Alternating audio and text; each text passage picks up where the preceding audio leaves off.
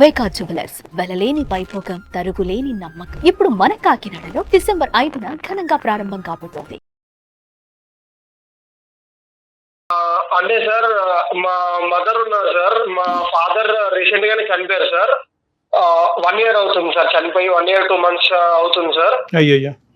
ఇలా 1 year అయిందో లేదో నేను అబ్జర్వ్ చేస్తుంటే మా అమ్మగారు మేము ఎప్పుడు పడుకుంటామా అని చూసి మేము పడుకున్న తర్వాత చాట్ చేయడం అవి ఇవి నేను అబ్జర్వ్ చేశాను సార్.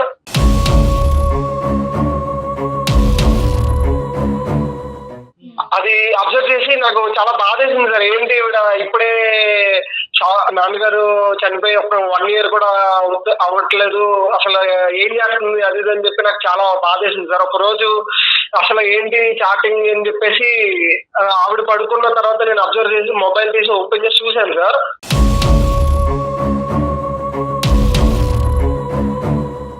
చూస్తే అసలు చాటింగ్ అంతా ఎంత దారుణంగా ఉందంటే లైక్ నేను ఆల్రెడీ లవ్ లో ఉన్నాను సార్ మా లవర్ తో. నేను కూడా తనతో అంత చాట్ చేయను సార్. అంత డీప్ రిలేషన్ లో వాళ్ళు చాట్ చేయడం నాకు నిజంగా చాలా చాలా బాధేసింది సార్. చాలా సిగ్గుగా కూడా ఉంది సార్. అసలు మీకు ఎలా చెప్పాలి, మీకు ఎలా కన్వే చేయాలి, మా అమ్మకి ఎలా చెప్పాలి అని నేను చాలా సతమతం అయిపోతూ ఉన్నాను సార్. అసలు ఆవిడ ఇలాంటి పని లేదు సార్ ఈ ఏజ్ లో.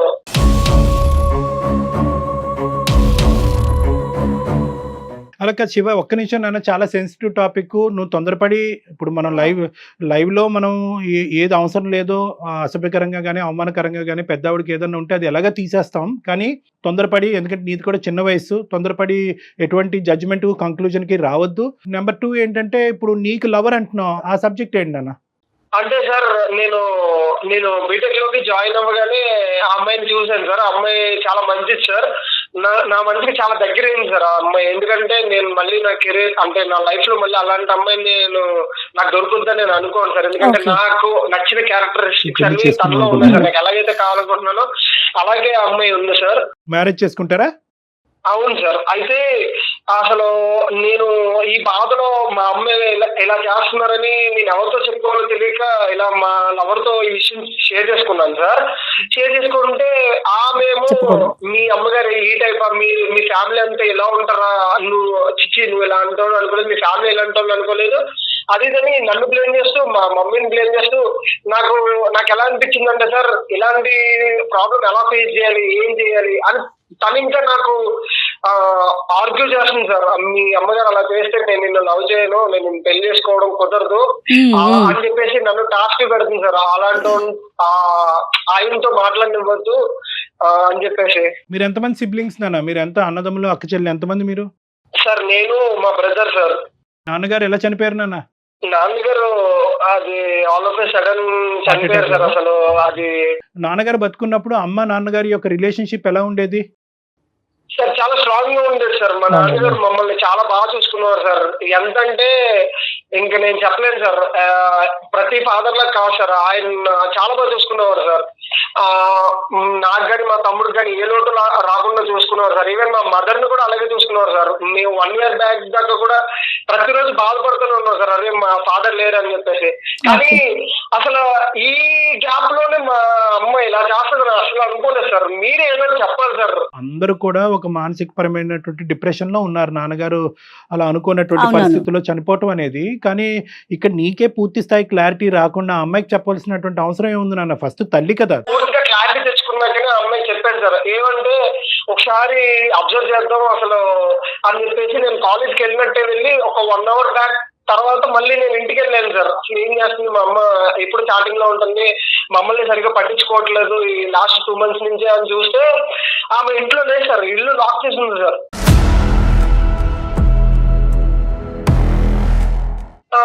నేను ఫోన్ చేశాను సార్. ఫోన్ చేస్తే నాన్న నేను ఇలా బయటకు వచ్చాను రా, కొంచెం అర్జెంట్ పని ఉంది, నేను వస్తాను అని చెప్పేసి అన్నా సార్. నేను ఫీవర్ గా ఉందమ్మా కొంచెం రా అని చెప్పినా కూడా ఈవినింగ్ 4 ఆ టైంకి వచ్చింది సార్. అంటే మేము 5కి వస్తామని చెప్పేసి 1 hour ముందు ఆవిడ జస్ట్ వచ్చింది సార్. అదేం సార్, అసలు నాకు ఫీవర్ గా ఉందని చెప్పినా సరే నన్ను పట్టించుకోకుండా వాళ్ళు ఎవరితో తిరగడానికి వెళ్ళిపోతుంది సార్. అసలు ఏంటని అర్జెంట్ వర్క్ ఏంటంటే అమ్మకి అడిగావా? ఎప్పుడు వెళ్ళదా అమ్మ అది అలా? అది అడిగితే మాత్రం ఏం చెప్పలేదు సార్ ఆమె. ఇలాగే ఇలా అన్నది కదా అని చెప్పేసి నేను మళ్ళీ 2 days తర్వాత కూడా నేను చూస్తే ఇలాగే సార్, మళ్ళీ అలాగే వెళ్ళిపోయింది సార్. మళ్ళీ 4 ఆ టైం కానీ రావట్లేదు సార్. ఏంటి ఏం చేయాలి, అసలు నాకు ఏం అర్థం కాక సార్ ఇంకా మీకు మెయిల్ చేశాను సార్. అమ్మ ఎవరితో మాట్లాడుతున్నారో ఆ వ్యక్తికి సంబంధించిన డీటెయిల్స్ మీకు ఏమైనా తెలుసా? అతను తెలిసిన వ్యక్తి అయినా ఇంతకు ముందు అలాంటిది ఏమన్నా మీకు అర్థమైందా? నాకు అసలు తెలియని వ్యక్తి కాదు మేడం, అంటే ఆయన తెలియదండి. కాకపోతే నేను చాట్ చూసాను మేడం, చాట్ లో ఇలా తెలిసిపోతుంది కదండి ఇలా ఉన్నది అని చెప్పేసి. సరే, ఇప్పుడు అతని వివరాలు మనం తర్వాత మాట్లాడుకుందాం అన్న. కానీ ఈ రోజు అమ్మని అడగవలసినటువంటి అవసరం ఎందుకు ఉంది అని నువ్వు అనుకుంటున్నావు? కేవలం ఆవిడ ఒక తోడు కోరుకుంటుంది. ఓకే, ఒక ఆవిడకి ఏంటంటే ఇప్పుడు బహుశా అమ్మ వయసు కూడా చిన్నదే, పెద్ద చెప్పుకోదగ్గ వయసు కూడా కాదు అమ్మది. సార్ ఏం మాట్లాడుతున్నారు సార్? ప్లీజ్ సార్ ఒకసారి నేను చెప్పేది వినండి సార్. అమ్మ వయసు అది ఇది కాదు సార్. సొసైటీ ఏమనుకుంటా సార్, మా నాన్నగారు చనిపోయి 1 year కూడా అయింది అంతే కదా సార్.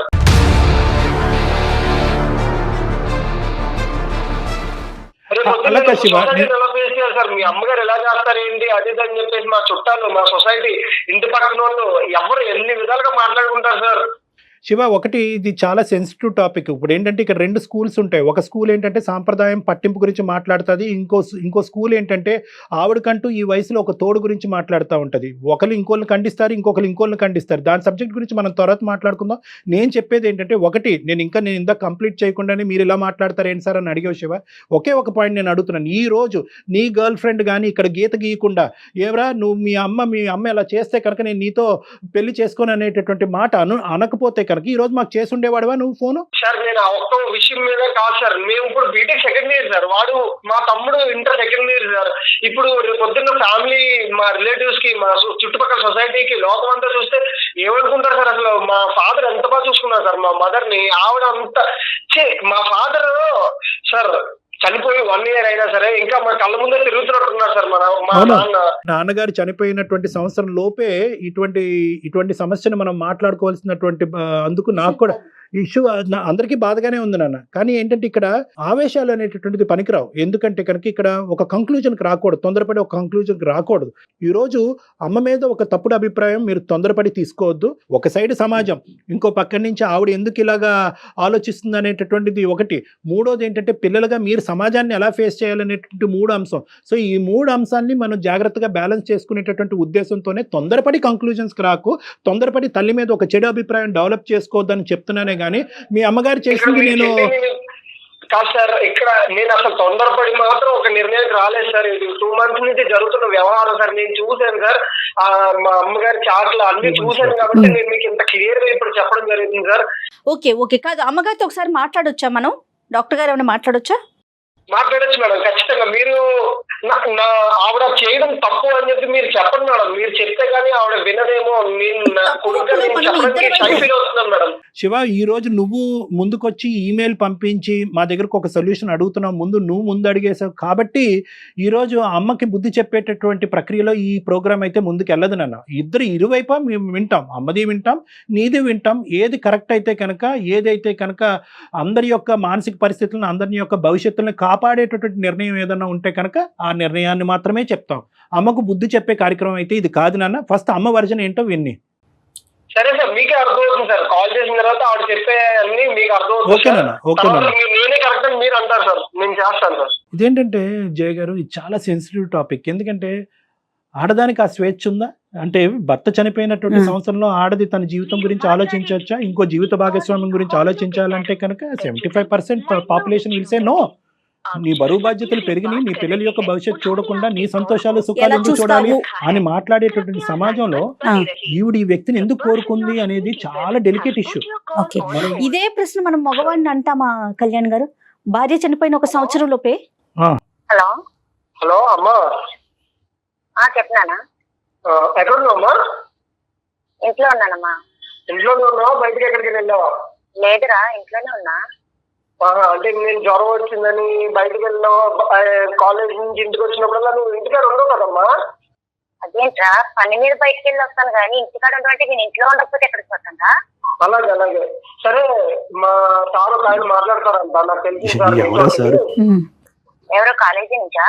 కాలేజ్ నుంచి కాదమ్మా, ఈ అందమైన జీవితం అని సుమన్ ఛానల్ నుంచి కళ్యాణ్ చక్రవర్తి సార్ మాట్లాడుతున్నారు. నమస్తే అమ్మా, నా పేరు డాక్టర్ కళ్యాణ్ చక్రవర్తి. నమస్తే సార్. నమస్తే అమ్మ, నమస్తే. మీకు ఇలాగా ఈ పరిస్థితిలో కాల్ చేసినందుకు కొద్దిగా అంటే మిమ్మల్ని సర్ప్రైజ్ చేసినందుకు అంటే నా ఉద్దేశం అది కాదు, కానీ బాబు ఏంటంటే బాగా చాలా డిప్రెషన్లో ఉన్నాడమ్మా. బాబు బాగా ఇబ్బంది పడుతున్నాడు. ఏంటంటే నాన్నగారు చనిపోయి సంవత్సరం కూడా అవ్వలేదు. ఈ లోపల అమ్మ ఇంకో విధంగా ఆలోచిస్తుందేమో అని డౌట్ నాకు ఉంది. కొన్ని చూడకూడనటువంటివి నేను చూశాను. సార్ డౌట్ కాదు సార్, రియల్ గా చూశాను కదా sir chat. Okay okay Shiva, okay okay, మీరు హోల్డ్ లో ఉండండి ప్లీజ్. శివ, నువ్వు తొందరపడద్దు.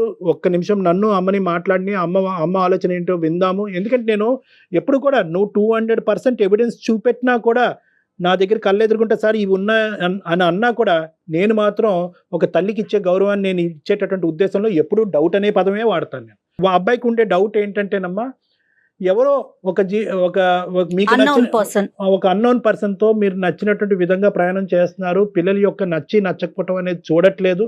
కాబట్టి ఇది రేపొద్దున ఇంకో విధంగా అవుతే కనుక మేము తలెత్తుకుని ఎలా తిరిగేటటువంటి పరిస్థితి వస్తుంది. నేను దేని గురించి మాట్లాడుతున్నానో, బాబు ఏది మాకు చెప్పాడో అనేది బహుశా ఈ పాటికే మీకు అర్థమై ఉంటుంది దుర్గ గారు.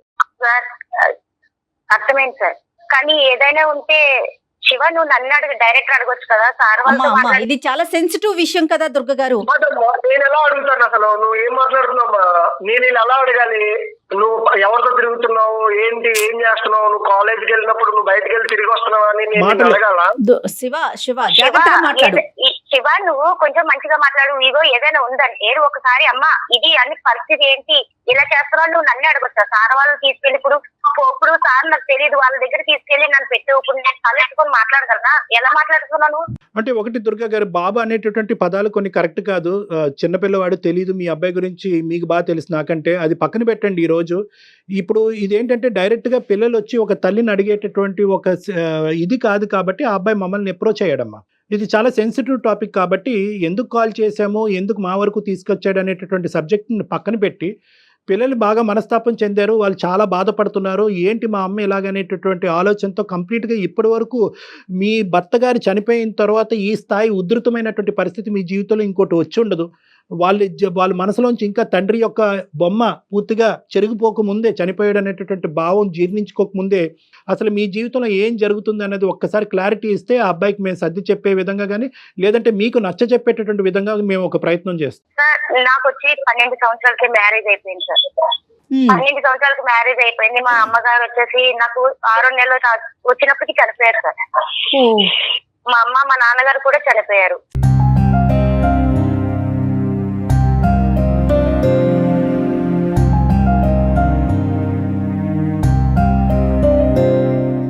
నా పరిస్థితి ఇంకెవ్వరు లేరు సార్. నేను కష్టం నష్టం ఎవరితో చెప్పుకోవడానికి, అన్ని మా ఆయన గారు కష్టం నష్టం అసలు ఏమీ తెలియకుండా పోషించారు సార్ నన్ను, నా పిల్లల్ని కూడా. తనకి హెల్త్ ప్రాబ్లం వచ్చి 1 సంవత్సరం చాలా ఇబ్బందులు పడి చనిపోయారు సార్. మొన్న సంవత్సరం క్రితం నేను ఆయన కోసం చాలా అసలు చెప్పలేను సార్. అసలు అన్ని కష్టం ఎంత భరించుకుంటూ చేసుకొచ్చానో, హాస్పిటల్ అంతా తిరుక్కొని చాలా కష్టపడ్డాను సార్ ఆయన బతుకుతారని. కానీ దక్కలేదు. ఇప్పుడు నా పిల్లలను చూసుకుంటూ బతుకుదామని ధైర్యంతో ముందుకెళ్ళాను సార్. ఆ పిల్లలైనా సరే కనీసం ఏ రోజైనా అమ్మ తిన్నావా, ఏం చేస్తున్నావు నా అడిగిన లేరు సార్. నా పిల్లలకు అసలు ఏ రోజు కూడా, పెద్ద బాబు చిన్న బాబు కూడా. నువ్వు తల్లి వై ఉండి నువ్వు పిల్లల్ని చూసుకుంటావా? పిల్లలు నిన్ను చూసుకుంటారా? అసలు నువ్వు పట్టించుకున్నావా అమ్మా? అసలు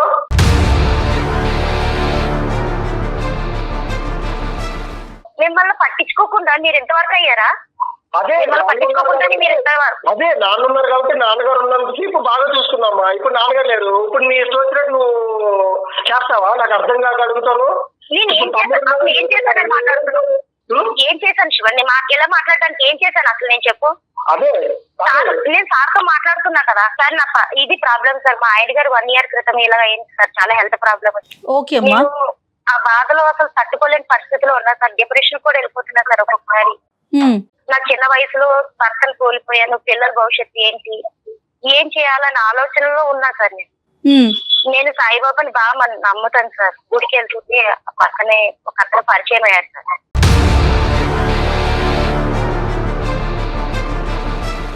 ఆయనతో ఓన్లీ చాటింగ్ చేస్తున్నా సార్, అంతే. నార్మల్ గా ఆయన కష్టం అడిగితే చెప్తే ఆయన కూడా స్పందించాడు సార్. నేను ఏడిస్తే తను ఏడడం, భయపడకు, బాధపడకు, నీకు ధైర్యంగా ఉండు అని ధైర్యం చెప్తున్నారు సార్. దానికి నేను స్పందించి చాటింగ్ వరకు చేస్తున్నా సార్. కానీ ఆ పిల్లోడు ఏది అర్థం చేసుకోకుండా, తల్లి మనసు ఏంటో అర్థం చేసుకోకుండా లేదు మాట్లాడుతున్నాడు. లేదు లేదు, అది చాటింగ్ లో లేదు అమ్మ. నువ్వు అబద్ధాలు చెప్పుకోండి, నాకు అంతా తెలుసు, నేను చూస్తున్నాను, చాటింగ్ అంతా నేను చూశాను. ఇప్పుడు ఏదో ప్రోగ్రామ్ లో రన్నింగ్ అవుతుంది కదా అని లైవ్ అని నువ్వు ఏదేదో చెప్పదు నాకు ప్లీజ్. నేను అసలు బస్ట్ అవుట్ అయిపోతాను. నేను ఫస్ట్ ఏం చేస్తాను నాకే అర్థం కావట్లేదు. నువ్వు ఓపెన్ గా చెప్పండి, ఏం చేస్తున్నావు, తప్పు ఏంటో, తప్పు నీ సైడ్ ఉందో తెలుస్తుంది.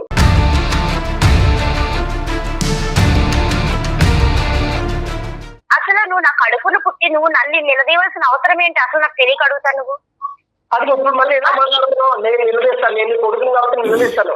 నాన్నగారు పోయి 1 year అయింది, 2 months లోనే నువ్వు మళ్ళీ ఇంకొకరు ఎలా తగ్గుకుంటా నాకు అర్థం కాదు. పైగా ఆయన ఏమో ఇప్పుడు నీకు సపోర్ట్ చేస్తున్నారు, నీ సైడ్ మాట్లాడుతున్నారు అని అంటావు. ఇప్పుడు నువ్వు ఆయన తీసుకుని నీ దాంట్లో చూసుకుంటే నేను పిల్లలు ఏమైపోవాలమ్మా? ఏ దారి చూసుకున్నాను? నీ దారి నువ్వు చూసుకుంటున్నావు. నువ్వు కాలేజీ నుంచి వస్తావు, ఫోన్ పట్టుకునే ఉంటావు, ఆ పిల్లతో చాటింగ్ చేసుకుంటూ నువ్వు మాట్లాడుకుంటావు, అటు సైడే ఉంటావు. కానీ ఏ రోజైనా సరే అమ్మ నాన్నగారు చనిపోయారు కదా, మన పరిస్థితి ఏంటి, ఏ రోజైనా కష్టం ఏంటి, నష్టం ఏంటి, ఏ రోజైనా నువ్వు అడిగావా నన్ను? నేను చేసిన తప్పేంటి? వేరే ఒక అతను నాకు కష్టం నాకు అన్ని తను తెలుసుకున్నారు కాబట్టి నేను స్పందిస్తుంటే తను కూడా బాధపడతారు కాబట్టి నా కష్టం చెప్పుకున్నాను అంతే. అదే అదే నేను పిల్లోడు జ్వరం అని కాలేజ్ నుంచి ఇంటికి వచ్చేసినప్పుడు కూడా రాకుండా 4 దాకా చర్చలు జరిపించి అప్పుడు ఇంటికి రావడం, ఆయన నిన్ను సమర్థించడం, బాగా మాట్లాడడం, ఇదే అమ్మా జరిగేది.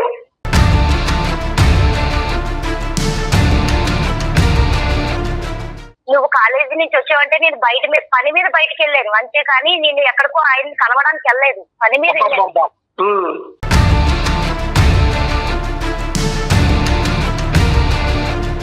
అసలు కొడుకువే నా తల్లిని మాట్లాడాల్సిన ఒక్క నిమిషం మీరు నువ్వు కొడుకువేనా అనే మాట మీరు అంటాం తప్పే, తల్లివేనా అనే మాట అబ్బాయి అంటాం కూడా తప్పు. ఇది ఇద్దరు తరపున మాట్లాడితే కనుక ఇది చాలా సెన్సిటివ్ ఇష్యూ, చాలా బాధకరించు. ఒక్కసారి మీ ఇద్దరి యొక్క భావోద్రేకాలు ఒకసారి మీరు కామ్ డౌన్ చేసుకుంటే నేను ఒక 2 మాటలు చెప్తాను. ఇప్పుడు బాబు కేవలం ఏదో మీరు చాటింగ్ చేస్తున్నారు అనేటటువంటి అంశం ఒక్కటే కాకుండా ఏంటంటే ఆ చాటింగ్ అనేటటువంటి దాన్ని కూడా ఒక రోజు రాత్రి అమ్మ పడుకున్న తర్వాత నేను చూడటం జరిగింది డాక్టర్ గారు, అందులో చూడకూడనటువంటి నేను చూశాననే బాధతో ఆ అబ్బాయి ఇప్పుడు ఓన్లీ ఓదార్పు గురించోనో లేదంటే ఎందుకంటే నేను ఆ చాట్లన్నీ ఏం చూడలేదు, నాకేం తెలియదు అని అనుకుంటారు సార్ ఆవిడ. అందుకే ఇప్పుడు మీ దగ్గర కూడా ఏదో కవర్ చేస్తుంది సార్, నేను ఏడుస్తుంటే ఆయన ఓదార్చారు, ఇది ఇవన్నీ కవర్ చెప్తుంది సార్. అసలు బాబుకు కావాల్సినటువంటి ఒకే ఒక క్లారిటీ, మీ అమ్మ ఇప్పుడు మీరు భర్త పోగొట్టుకున్న బాధలో మీరు ఉంటే మీ ఎదుర్కొంటే మేము ఈ పంచాయతీ పెట్టడం ఎంతవరకు కరెక్టో రాంగో నాకైతే తెలియదు. కానీ 2 అంశాలు. ఇప్పుడు మీరు బాబు అక్కడ ఉన్నాడు, మీకు ఏదన్నా ఉంది, ఒక ఆధారం ఉంది, ఒక విధమైనటువంటి ఒక ఫ్యామిలీ లైఫ్ ఉంది అంటే కనుక అది ప్రధానంగా మీ పిల్లలే కాబట్టి వాళ్ళకి ఒక క్లారిటీ ఇవ్వాల్సినటువంటి అవసరం ఉంది.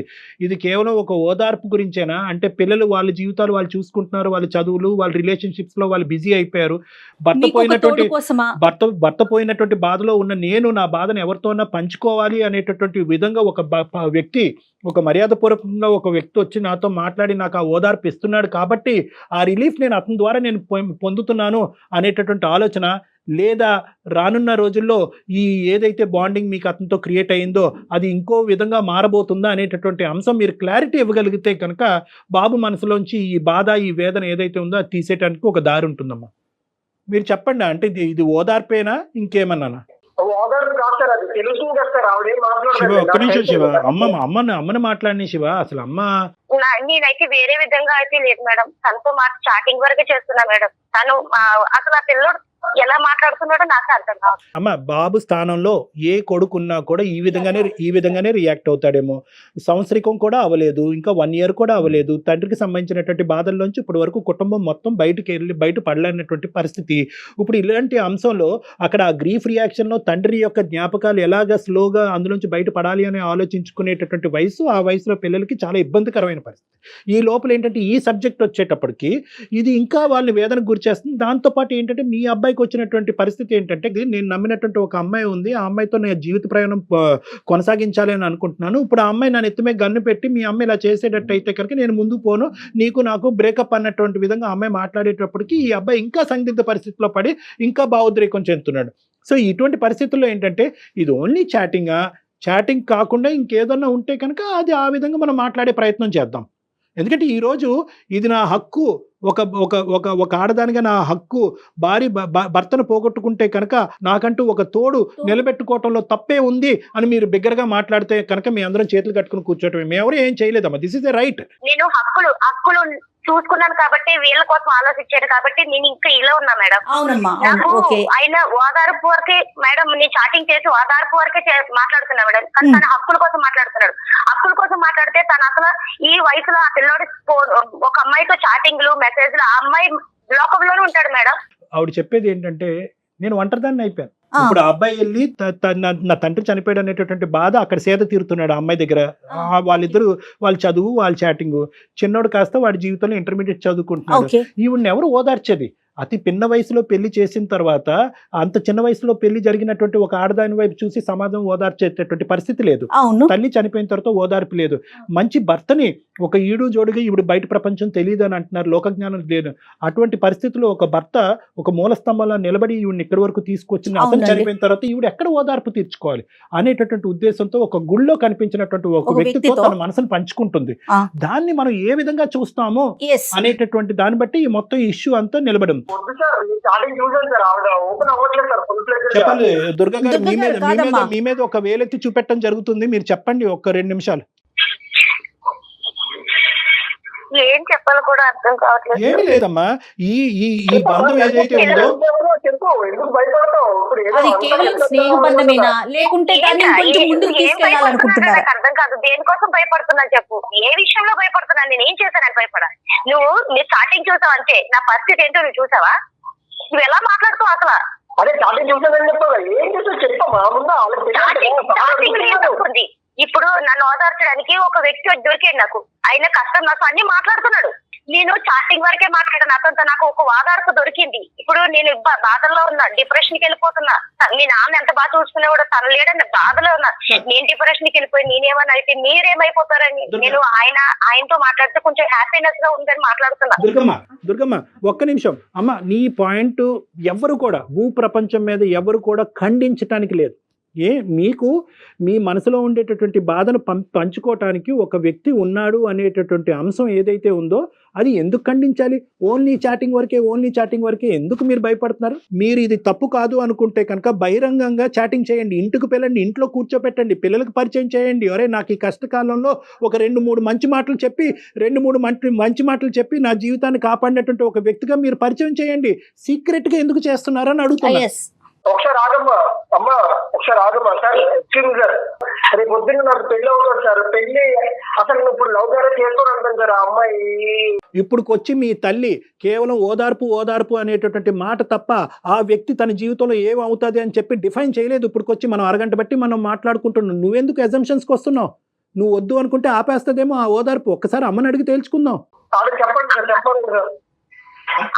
కాదు, ఆ పిల్ల అంటున్నావు కదా, పిల్ల విషయంలో అసలు అది ఆడదే. నన్ను అర్థం చేసుకుంటా. దుర్గా గారు మీకు అనవసరం ఈ సబ్జెక్టు. ఎప్పుడు మాట్లాడినా అమ్మాయి ఇలా అన్నది అలా అన్నదని ఎందుకు ఎక్కుతున్నాడు సార్? అమ్మాయి ఎవరు అసలు నా కోసం మాట్లాడడానికి? మా అమ్మ కోసం నువ్వు మాట్లాడడానికి నీకు ఏం హక్కు ఉందని అడగవా నువ్వు? మాట్లాడలేదు, ఎందుకంటే తప్పు నీ వైపు ఉంది కదమ్మా. నేను ఎలా చెప్తాను అసలు? ఏం తప్పుంది? శివ, దుర్గా మీరిద్దరు గాడి తప్పుతున్నారమ్మా. ఒక్క నిమిషం అమ్మ. దుర్గా మీకు పెద్దరికం ఉంది, మీ పెద్దరికానికి గౌరవం కావాలనే ఉద్దేశంతో నేను ఇలా మాట్లాడుతున్నాను. ఆ అబ్బాయి ప్రేమ వ్యవహారం అనేది ఇంకో సబ్జెక్టు. దాన్ని మీరు ఏకీభవిస్తారా లేదంటే వ్యతిరేకిస్తారా అనేది తర్వాత చూద్దాం. అది కాదు ఇక్కడ ఇష్యూ. ఇక్కడ ఈ వ్యక్తి ఎవరైతే వచ్చారో ఆ వ్యక్తి మీకు ఓదార్పునిస్తున్నారు అని అంటున్నాడు. బాబు అంటున్నాడు ఆ వ్యక్తి కరెక్ట్ కాదు, అటువంటి ప్రయత్నం మా అమ్మ చేస్తే కనుక నా జీవితం అయిపోయినట్టే, దాన్ని ఏ విధంగా నేను సమాజంలో యాక్సెప్ట్ చేయలేనని మీ అబ్బాయి అంటున్నాడు. కొడుకుని దూరం చేసుకునే ఈ వ్యక్తి గురించి, ఓదార్పు ఇచ్చేటటువంటి వ్యక్తి గురించి కొడుకుని దూరం చేసుకుంటారా? మీరు అతను వదిలేయగలరా? అదే ఓదార్పు మీ కొడుకు ఇస్తాడు. అదే కొడుకు, 2 కొడుకులు ఉన్నారు, చెట్టు ఎదిగినటువంటి 2 కొడుకులు ఉన్నారు. అదే ఓదార్పు ఈ కొడుకుల్ని ఇస్తారు. అది మీకు యాక్సెప్టబులేనా? లేదంటే ఆ వ్యక్తిని నేను వదలలేనని అంటారా? సింపుల్, క్లియర్ చేసేసేయండి ఈ టాపిక్. వాళ్ళ లైఫ్ వాళ్ళు చూసుకొని వెళ్ళిపోతారు సార్. నా లైఫ్ ఏం చేయాలి సార్? నేను ఎవరితో ఉండాలి సార్? నాకంటూ ఒక తోడు ఉండాలి కదా. అతనితో మీరు ప్రయాణం సాగించాలనుకుంటున్నారు. అర్థమైందమ్మా. ఇప్పుడు నువ్వు డైరెక్ట్ గా చెప్పకపోయినా ఇండైరెక్ట్ గా అర్థమైంది. అతని పర్సనల్ లైఫ్, అతని జీవితం ఏంటి, ఈ డీటెయిల్స్ అన్ని మీకు తెలుసా? తర్వాత ఏమండి మేడం? నాకు తెలుసు మేడం, తన పరిచయం అయ్యారు ఆల్రెడీ. వాళ్ళ ఆవిడ గారితో విడాకులు అయిపోయినాయి మేడం. ఓకే, అయితే తను నన్ను లైఫ్ లాంగ్ చూసుకుంటాను అన్నారు మేడం. అది విషయం. అంటే నమ్మేస్తారా ఎందుకని ఏంటి అవన్నీ ఆలోచించరా అసలు ఎందుకైంది ఇలా చేయడం కరెక్ట్ కాదా సార్? అడగండి సార్ మీరు అన్ని details గా. మేము అడగాలంటే నువ్వు ఆగాలిగా, ఒక్క నిమిషం ఆగమ్మా. చెప్పమ్మా దుర్గా, చెప్పమ్మా. సో అతని గురించి మీకు తెలుసు, ఎప్పటి నుంచి పరిచయం అమ్మా ఇది? సార్ నాకు తను ఒక 4-5 years నుంచి తెలుసు సార్. ఓన్లీ గుడికి, ఎందుకంటే గుడి పక్కని వాళ్ళది షాప్ సార్, ఓకే, పూజ సామాగ్రి అమ్ముతారు, అంతవరకు తెలుసు. మా ఆయన గారు చనిపోవడం అంతవరకు తెలుసు సార్. ఈ మధ్యనే తనతో నేను మాట్లాడడం మొదలు పెట్టాను అంతే సార్. మాట్లాడిన కాడి నుంచి కూడా నేను బాధపడి ఏడుస్తుంటే తను కూడా ఏడ్చేవాడు సార్. ఎక్కడైనా కూడా నాకు 2 పిల్లలు ఉన్నారు 5-6 సంవత్సరాల్లో, ఎప్పుడైనా మధ్యలో ఇద్దరు కొడుకులు ఉన్నారు, వాళ్ళు ఒక చెట్టంత ఎదిగారు, వాళ్ళకు ఒక అభిప్రాయం ఉంటుంది, మనం ముందుకు వెళ్ళాలి అంటే కనుక ఈ జర్నీని మీరు ఏ విధంగా తీసుకెళ్తున్నారు అనేది నాకు తెలియదు. కానీ మన ఇద్దరికి సంబంధించిన ఈ అసోసియేషన్, దాని పేరు ఏంటన్నది వదిలేసేయండి, ఈ అసోసియేషన్ యొక్క యాక్సెప్టెన్స్ నా పిల్లల మీద కూడా ఉంది, నా మగ పిల్లల మీద ఉందనే అభిప్రాయం ఎప్పుడు నా అతనికి చెప్పారా మీరు? భర్త చనిపోయి 1 సంవత్సరం అయింది, ఇంత డైనమిక్స్లో is it so easy to make a decision? Sir నాకు నా పిల్లల భవిష్యత్తు నా చేతిలో ఉంది సార్. నేను వాళ్ళు మంచిగా చదివించుకొని వాళ్ళ భవిష్యత్తు చూద్దామని ఆలోచనలో ఉన్నాను సార్. కానీ నేను డిప్రెషన్ లో ఉన్నా సార్. ఎంతో కొంత తన వల్ల నాకు హోదార్పు దొరికింది సార్. నేను తనల్ని వదులుకోలేను, వీళ్ళని వదులుకోలేను సార్. ఇప్పుడు చాలా సింపుల్గా మీరు చెప్పేశారు, వీళ్ళని వదలను, ఆ అబ్బాయిని వదలను అనేది, అతన్ని వదలను అనేది కాదు. అది నేను ఇందాక అంటున్నాను, ఎప్పుడు వచ్చింది మీ పిల్లల యొక్క డిస్కషన్, ఎప్పుడు వచ్చింది? ఈరోజు మీతో మాట్లాడిన తర్వాత ఇప్పుడు తీసుకొస్తున్నారు. ఎప్పుడన్నా నేను ఇందాక అన్నటువంటి మాటకు సమాధానం చెప్పారా? ఏమయ్యా పెద్ద అయినా నువ్వు ఒక స్నేహితుడిగా ఉండు, నన్ను ఓదార్చేటటువంటి ఒక వ్యక్తిగా ఉండు, పెళ్ళి మా భర్త చనిపోకముందు నువ్వు ఏదైతే పాత్రలో ఉన్నావో నువ్వు అదే పాత్రలో నువ్వు ఉండు, ఇప్పుడు కొత్త పాత్ర పోషించవలసినటువంటి అవసరం లేదు, ఎందుకంటే మా కొడుకుల యొక్క మనస్తత్వం నాకు బాగా తెలుసు, వాళ్ళు దీన్ని ఏకీభవించరు అనే మాట ఆ పెద్ద ఆయనకి చెప్పారా మీరు? సార్ నేను చెప్పాను సార్, తనతో నేను అన్ని మాట్లాడాను సార్. నా పిల్లల పరిస్థితి నా కోసం అన్ని చెప్పాను సార్. తనకు అన్ని తెలుసు. తెలిసే నీకు ఒక వెల్యువేషన్ కింద ఉంటాను, నీకు ఒక ఫ్రెండ్ కింద సలహాలు ఇస్తాను, నేను అన్నిట్లో నీకు ముందుండి తోడు ఉంటానని చెప్పి సలహా ఇచ్చాను. అన్ఫార్చునేట్లీ ఈ సినారియోలో ఏంటంటే నీ కొడుకు నచ్చిందైనా నువ్వు చేయాలి, లేదంటే నీకు నచ్చిందైనా చేయాలి. ఇద్దరికి నచ్చింది చేయటం అనేది ఈ పరిస్థితిలో కష్టం అని నాకు అనిపిస్తుంది. తల్లి అంటే త్యాగమూర్తి కాబట్టి ఆ విధంగా ఆలోచించి నిర్ణయం జాగ్రత్తగా బ్యాలెన్స్డ్గా ఆలోచించి చెప్పమ్మా. మొత్తం పిల్లల్ని, కుటుంబాన్ని, సమాజాన్ని అందరినీ దృష్టిలో పెట్టుకోండి. అంటే ఆ వ్యక్తిని కూడా ఇప్పుడు చూసిన వ్యక్తి కాదు, 4-5 సంవత్సరాలు పరిచయం తెలిసినటువంటి వ్యక్తి. ఇప్పుడు తండ్రి భర్త చనిపోయిన తర్వాత ఇద్దరు బాగా దగ్గరికి అయ్యారు మానసికంగా. ఏమ్మా చెప్పండి దుర్గ గారు. సమాజం కోసం, ఈ కన్న పిల్లల కోసం, వీళ్ళందరి కోసం ఒక ఆడదాని జీవితం చంపుకొని బతకాల్సిందే మేడం.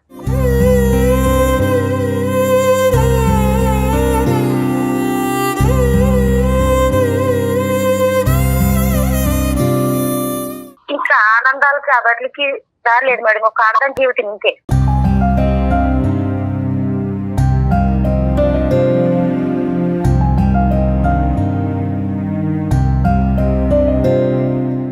అలా కాదులే అమ్మా.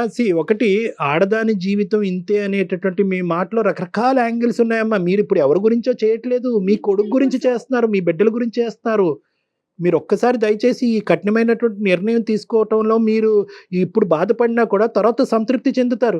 ఇది ఎవరి కోసమో కాదు కదమ్మా, నీ బిడ్డల కోసం కదా. భర్తగా నేను వస్తాను, మళ్ళీ నీ లైఫ్లో కొడుకును పోగొట్టుకో అనేటటువంటి ఆలోచనతో వచ్చే మూర్ఖుడిలాగా నాకైతే అనిపించట్లేదమ్మా.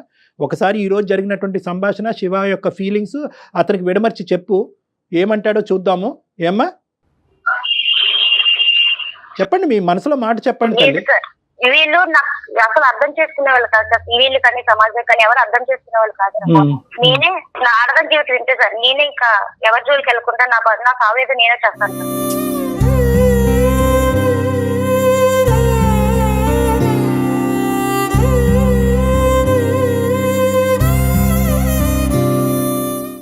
అరే చాలా ఏదో చెప్పాలంటే ఇప్పుడు మేము కొడుకున్నది ఏంటి సార్? నానా శివ, నా పిల్లల్ని వాళ్ళ యొక్క భవిష్యత్తు సమాజ విలువల్ని కాపాడుకునే ప్రయత్నంలో నా అనుకునేటటువంటి ఇంకో అంశం నా జీవితంలో త్యాగం చేస్తాను. అప్పుడు చదువుని త్యాగం చేసింది, తర్వాత తల్లి త్యాగం అయింది, ఇప్పుడు భర్త త్యాగం అయింది, ఇప్పుడు నచ్చినటువంటి వ్యక్తి కూడా త్యాగం అవుతున్నాడు. That is not so easy Shiva. ఆవిడ స్థానంలో నిలబడి మనం ఆలోచించుకుంటే అంత ఈజీ కాదు. కానీ ఏదేమైనా కూడా అమ్మ మంచి నిర్ణయం తీసుకుందన్నట్టు నాకు అనిపిస్తుంది. ఆలోచించుకోండి. అమ్మతో పాటు నువ్వు ఇదివరకు ఎలా ఉన్నావో దయచేసి నీ గర్ల్ ఫ్రెండ్ ఎంత ఇంపార్టెంటో అంతకంటే 100 రెట్లు నీ తల్లి ఇంపార్టెంట్. ఈ రోజు మీ తల్లికి ఇవ్వాల్సినటువంటి గౌరవం కానీ, తల్లికి ఇవ్వాల్సినటువంటి టైం కానీ, ఈ నాన్నగారు చనిపోయిన తర్వాత తల్లికి ఇవ్వాల్సినటువంటి ఒక ఫ్యామిలీ టైం మీరు ఇచ్చుంటే కనుక ఈరోజు ఈ వ్యక్తి ఇంతవరకు వచ్చుండేవాడు కాదు. ఇక్కడ రానటువంటి ఓదార్పు, సానుభూతి ఆవిడ అక్కడి నుంచి పొందింది కాబట్టి వాళ్ళిద్దరి యొక్క ఇంటిమసీ పెరిగింది. కాబట్టి ఈరోజు ఈ సబ్జెక్ట్ ఇక్కడితో వదిలేసి మీ తల్లితో ఇంతకు ముందు ఎలా ఉండేవారో అదే విధంగా ఉంటూ, అంతకన్నా ఎక్కువ ఇంకా గడపడానికి ఎక్కువగా ట్రై చేయండి. ప్రేమనిచ్చి, ఇంకా ఎక్కువ టైంనిచ్చి, మేమంటూ ఉన్నామమ్మా, నీకు out side source of help అక్కర్లేదు, మేము నిన్ను కాపాడుకుంటాం, మేము చూసుకుంటాం అనే మనోధైర్యాన్ని మీ తల్లికి ఇచ్చి ఇంక ఈ సబ్జెక్ట్ మళ్ళీ మీ జీవితాల్లో మళ్ళీ తిరిగి తీసుకురావద్దు. ఇది నా విన్నపం. Shiva. Sure sir, thank you so much sir. నిజంగా నేను మీకు ఇమెయిల్ చేసి చాలా మంచి పని చేశాను అనిపించింది sir. Thank you so much sir. Okay Shiva, all the best నాన్న. Shiva, take care. Thank you. Thank you. ఆవిడ వెళ్ళిపోయిందమ్మా, కట్ అయిపోయింది ఆవిడ కాల్లోంచి. అంటే అంటే కాదు డాక్టర్ గారు, నాకు ఇక్కడ ఒక విషయం అర్థం కాలేదు. ఇప్పుడు తన బాధను మాత్రమే పంచుకుంటున్నారా, లేకపోతే మున్ముందు దాన్ని ఒక బంధంగా మార్చుకోవాలనుకుంటున్నారా? ఆ క్లారిటీ అసలు ఆవిడకు ఉందంటారా? ఒకటి, ఆవిడతో మనం ఆ మాట అనకూడదు. అనకూడదు కదా. చూసేటటువంటి ప్రేక్షకుల గురించి నేను చెప్తున్నాను. ఆవిడ 2-3 సార్లు ఒక మాట అంది, నేను డిప్రెషన్ లో ఉన్నాను. అంటే భర్త పోయినటువంటి డిప్రెషన్ లో మొత్తం అంతా క్లౌడెడ్ అయిపోతాయమ్మా. మన నిర్ణయాలు, ఫ్యూచర్, భవిష్యత్తు, పిల్లలు, ఈ ఆలోచనలు అన్నీ నీ పక్కన నేనున్నాను, నువ్వు ఏదున్నా నాకు చెప్పు అనేటటువంటి ఏకైక మనిషి అదే ఆలోచన కనిపిస్తుంది కానీ ఇంకో ఆలోచన కనిపించదు. దాన్ని చూసి ఈవిడ బహుశా ఏంటంటే ఇతనితో నేను జీవితాంతం కొనసాగితే కనుక ఇంతే స్మూత్ గా ఉంటది అనే భ్రమలో కూడా ఆవిడ ఉండొచ్చు. అంటే ఒక డిప్రెషన్ అనేటటువంటి ఒక అంశం ఒక మనిషి చేత తప్పుడు నిర్ణయాలు తీసుకోవడానికి ఒక కారణం అవుతుంది అని చెప్పి ఇది ఒక ఎగ్జాంపుల్ అని మనం చెప్పుకోవచ్చమ్మా. ఏదైనా అమ్మ నువ్వు డిప్రెషన్ లో ఉన్నావు కాబట్టి తప్పుడు నిర్ణయాలు తీసుకోవడానికి అవకాశం ఉంటుంది అనే ఆస్పెక్ట్ నేను ఎందుకు డిస్కషన్ చేయలేదంటే, కేవలం కొడుకు, కుటుంబం, భవిష్యత్తు అనే వాల్యూ సిస్టమ్ మనం మాట్లాడేటప్పటికి ఆవిడ ఆల్మోస్ట్ 70% విత్డ్రా అయిపోయింది. ఇదేంటి సార్ ఈ నరకం అంతా నాకెందుకు, కొడుకుని పోగొట్టుకోవటం ఏంటి, కుటుంబాన్ని పోగొట్టుకోవటం అనే ఉద్దేశంతో ఆవిడ తొందరగానే విత్డ్రా అయిపోయింది. కాబట్టి మిగతా అంశాలు మాట్లాడవలసినటువంటి అవసరం లేదు కాబట్టి నేను మాట్లాడలేదు. అవునండి, ఏదైనా మంచి నిర్ణయం తీసుకోవాలని కోరుకోవటమే. తప్పకుండా మనస్ఫూర్తిగా మంచి నిర్ణయం. రైట్. థ్యాంక్ యూ డాక్టర్ గారు. నమస్తే. సమర్పిస్తున్న వారు అవిస్ హాస్పిటల్.